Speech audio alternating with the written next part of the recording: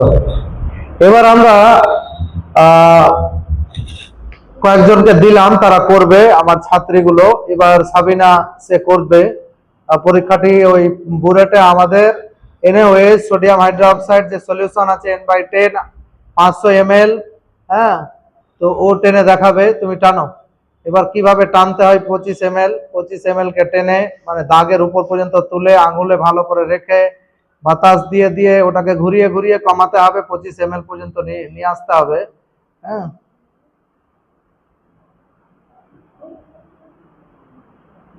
এবার ঘুরিয়ে ঘুরিয়ে ঘুরিয়ে ঘুরিয়ে তুমি ই করো। সামনে যখন পড়ে যেন কনিক্যাল ফ্লাক্সে মুখটা থাকে, বাইরে যেন না পড়ে, ওইদিকে ধ্যান দাও।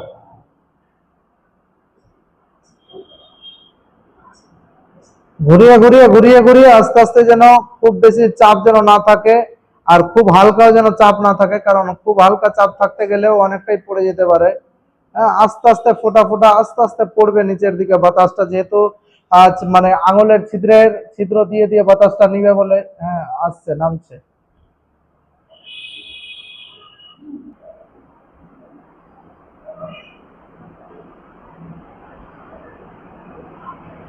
অনেকটা চলে এসছে, হয়ে গেছে।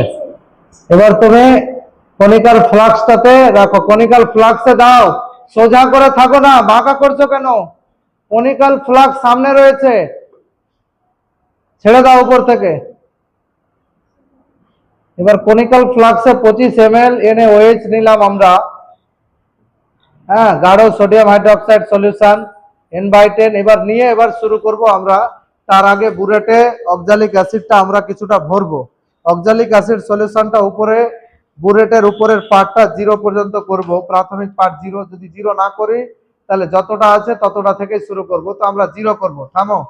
তো এবার আমরা যে ওখানে নিয়েছি NaOH, তার কিন্তু সে তো মানে কালারহীন, তো আমরা সেখানে 2-4 ফোঁটা, হ্যাঁ, ফেনফথলিন সলিউশনটা দিয়ে দিলাম।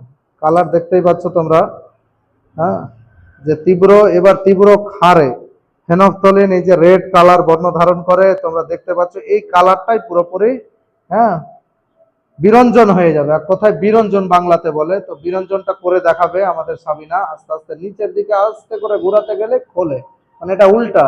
হ্যাঁ, তো আমরা নিচের দিকে রাখবো, রেখে মাঝখানে রেখে ঘুরাবো আমরা। হ্যাঁ, ওটাকে যেন নড়াতে থাকে।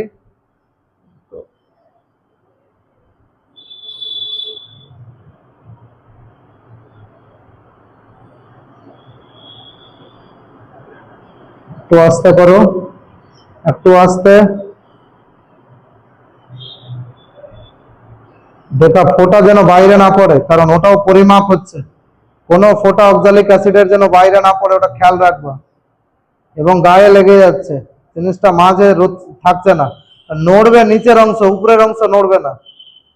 হ্যাঁ, এরকম নাড়াতে শেখো যেন নিচের অংশটা নড়ে, উপরে যেন স্থির থাকে। যদি উপরের অংশও নড়ে তাহলে কিন্তু গায়ে লেগে যাবে, লেগে থেকে যেতে পারে, যেটার পার্টটা আমরা ভুল পাবো।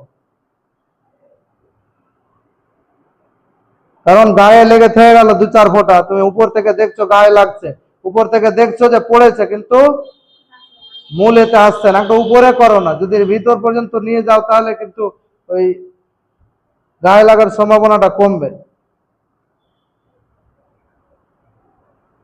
পুরোটা করবা না, যখন